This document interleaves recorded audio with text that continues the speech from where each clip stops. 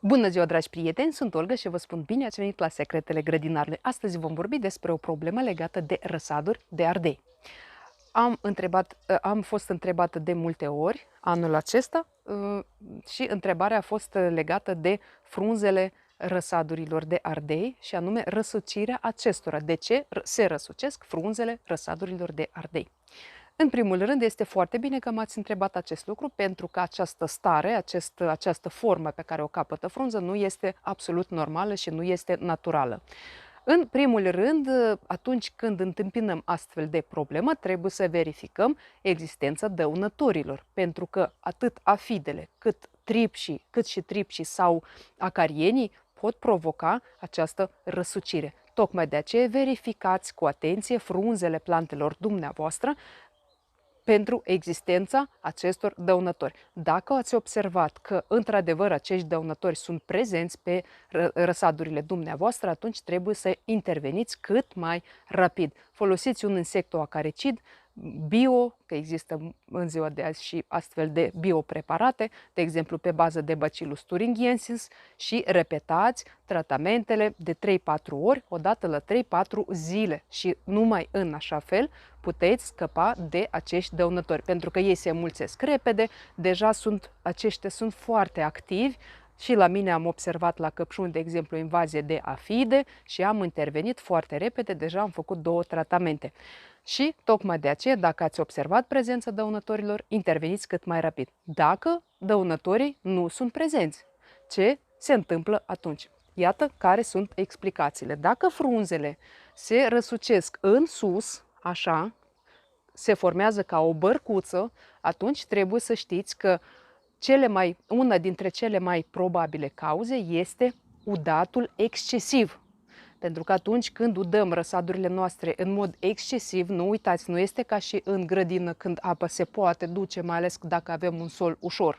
Noi avem un spațiu limitat, acolo unde se află rădăcinile plantelor noastre. Și dacă noi udăm excesiv răsadurile noastre, atunci aerul este împins afară de apă și aerul nu mai există, oxigenul nu mai există și pur și simplu rădăcinile plantelor încep să se sufoce și această sufocare duce la acest fenomen care apare și este vizibil și vedem că frunzele încep să se răsucească în sus. În cazul acesta trebuie să știți că singura soluție pe care o avem este să ne oprim din udat, nu mai udăm răsadurile noastre de ardei o perioadă și lăsăm ca ele să se usuce cât mai bine și abia pe urmă revenim cu udatul și așa udatul trebuie să fie moderat, nu trebuie să exagerăm cu udatul, mai ales a răsadurilor noastre. Și să nu confundăm lucrurile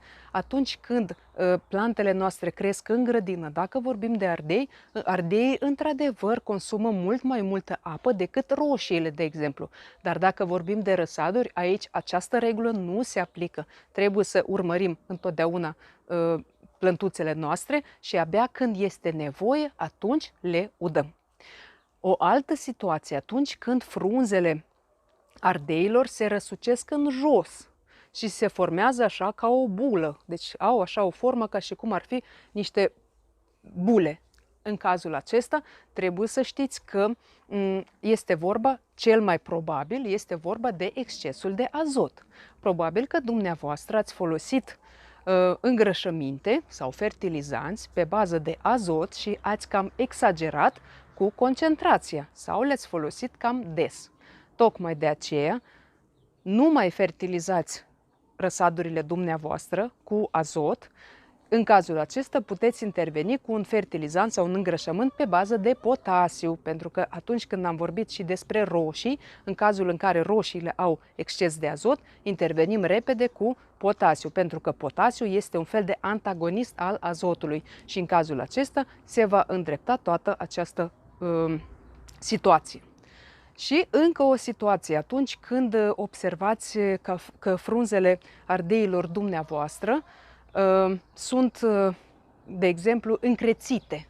Sunt ele încrețite, așa cum le observați acum pe ecran, să știți că problema în cazul acesta este lipsa de calciu. Lipsa de calciu de regulă apare atunci când observăm deja pe ardei, pe fructele acestora, putregaiul apical în vârful fructului și atunci știm cu siguranță că este lipsă de calciu. Dar lipsa de calciu se poate observa și de asemenea și pe răsaduri. Așa că dacă ați observat că răsadurile dumneavoastră se prezintă așa, trebuie să interveniți cu îngrășământ pe bază de calciu. Dar și atunci trebuie să fiți siguri că problema este aceasta, să nu cumva să faceți mai rău.